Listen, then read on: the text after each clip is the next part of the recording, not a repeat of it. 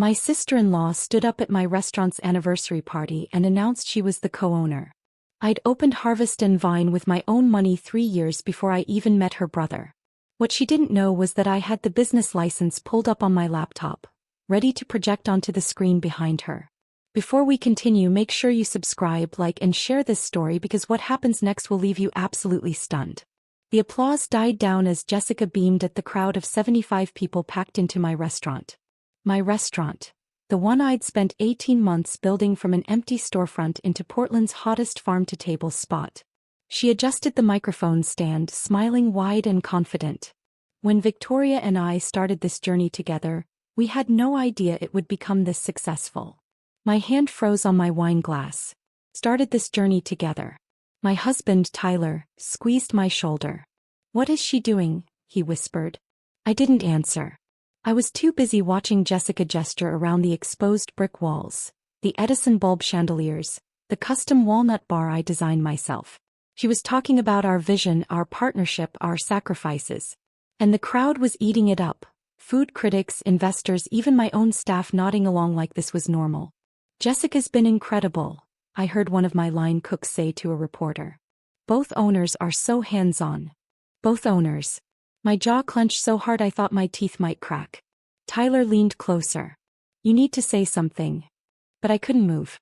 I was frozen, watching Jessica accept congratulations like she'd spent the last 3 years bleeding into this place the way I had.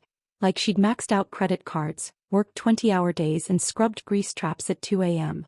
"And I just want to say," Jessica continued, her voice getting emotional, "that family businesses are special.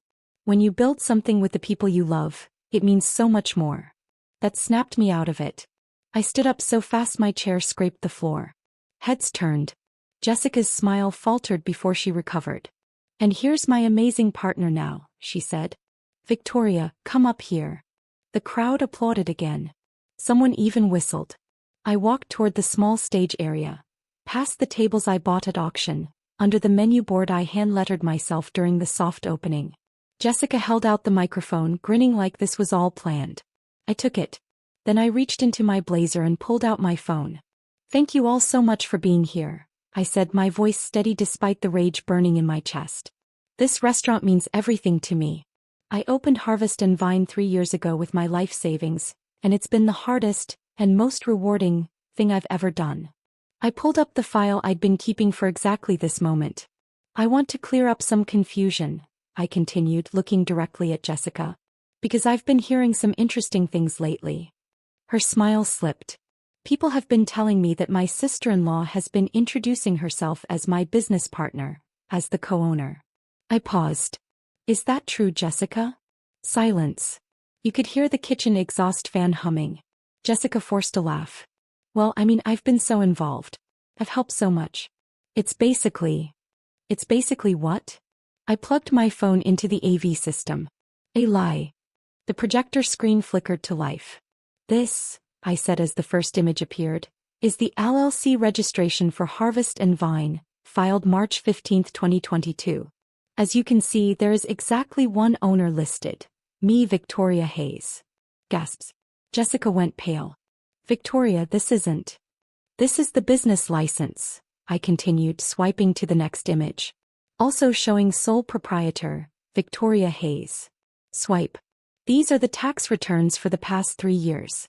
Single owner. Swipe. This is the lease agreement. Signed by me. Guaranteed by me. Swipe. And these," I said, opening a folder of photos, "are the business cards Jessica printed last month.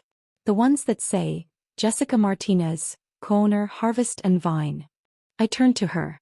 She was gripping the stage so hard her knuckles were white. "Want to explain that, Jessica?" The room was dead silent. Tyler shot to his feet, shocked and furious. "Jess, what the hell?" I was trying to help. Jessica's voice cracked. "You're always so busy, Victoria.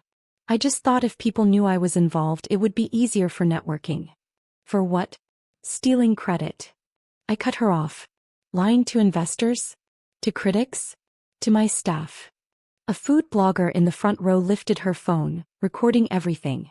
"I wasn't stealing anything," Jessica insisted desperately. "I've helped with events. I've brought in customers. You've come to 4 events in 3 years, I said coldly. You brought your book club here once. That's not being a co-owner. That's being a customer. But, we're family, she looked at Tyler, pleading. Tell her I was just trying to be supportive. Tyler shook his head. This isn't supportive, Jess. This is fraud. Fraud. Jessica's voice went shrill. That's dramatic. You represented yourself as a business owner to my suppliers, I said. I found out last week you called my produce vendor and tried to renegotiate my contract using your fake business cards. You told them you were the operations partner. More gasps. And someone in the back, I added, just reminded me, you told the landlord you were co-owner and tried to get a copy of the lease. I continued, you also asked my accountant for access to the business banking account because you wanted to review the finances. I was shaking now. I was trying to protect you, Jessica insisted. Tyler said you were stressed and I thought if I could help manage some things. I never said that, Tyler interrupted, standing up. I said she was working hard. I never told you to pretend you owned her restaurant. But you said family should support each other. Jessica snapped, turning on him. You said Victoria needed help. Help, I said quietly, is not the same as identity theft. The phrase hung in the air. Jessica's mother, my mother-in-law Diane, pushed through the crowd. Victoria, this is ridiculous. Jessica made a mistake. Do you really need to humiliate her in front of everyone? She humiliated herself, I said. I'm just correcting the record. She's your sister-in-law. Family doesn't lie about owning your business, I said firmly. Family doesn't forge business cards. Family doesn't misrepresent themselves to vendors. Family doesn't try to access your bank accounts. Diane turned to Tyler. Are you going to let your wife treat your sister like this? Tyler looked at his mother, then Jessica, then me. For a long moment I didn't know which way he'd go. Then he stepped onto the stage and stood beside me. My sister lied, he said clearly. Victoria built this restaurant herself. Jess had nothing to do with it. If anyone needs to apologize, it's Jessica. Diane's face flushed red. This is outrageous. We're leaving. Good, I said. Jessica looked around at the crowd, at the projected documents behind us, at her brother standing with his wife instead of her. I was just trying to be part of something, she said, her voice small. You have this amazing restaurant and this perfect life and I just wanted. You wanted to take credit for someone else's work, I said. Factual. That's not how this works, Jessica. She grabbed her purse and pushed through the crowd, Diane trailing behind her, muttering about disrespect and betrayal. The room was silent once they left. Then Marcus, my sous chef, started clapping, slowly at first. Then others joined in. Within seconds the entire restaurant was applauding. A food critic I recognized from Portland Monthly approached me. That was the gutsiest thing I've seen in this industry in years.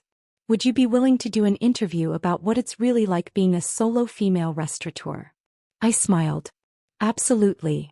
The next day, Jessica posted a long Facebook apology, full of vague phrases about miscommunication and misunderstandings. She never admitted what she'd done, just claimed she was stepping back from Harvest and Vine to focus on other opportunities. The business cards she printed? I made her return every box and show me the receipt proving they'd been destroyed. She blocked me on social media. Tyler's family didn't speak to us for 2 months. But here's what did happen. That food critic wrote a feature on me. It went viral. Solo female chef exposes sister-in-law's fake partnership claim. The headline exploded. The story of me projecting the LLC documents got shared 50,000 times. My reservations doubled overnight. Our 2-month waitlist became a 4-month waitlist. A representative from the James Beard Foundation reached out about a nomination.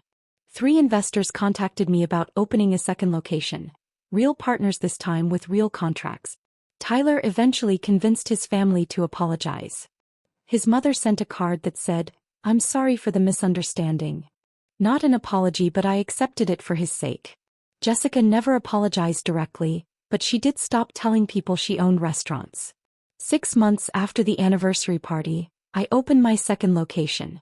This time the ownership documents were framed by the front door, right under my business license, so there was no confusion. Tyler gave a toast at the opening. To my incredible wife, Victoria. the sole owner, founder, and badass chef behind everything you see here. The crowd cheered. And this time no one had any questions about who actually owned the place. Because I learned something important that night. When someone tries to steal credit for your work, you don't stay quiet. You turn on the projector. You show the receipts. And you make sure everyone knows exactly whose name is on the documents. Mine was Victoria Hayes, sole owner of Harvest and Vine. And nobody, not even family, was going to take that from me. Some people build businesses. Others try to take credit. I built mine from nothing, and I protected it the same way. With proof, boundaries, and a projector screen that showed the truth to 75 witnesses. Jessica learned that day that you can't fake ownership. Either your name is on the documents, or it isn't. And mine was the only name that mattered.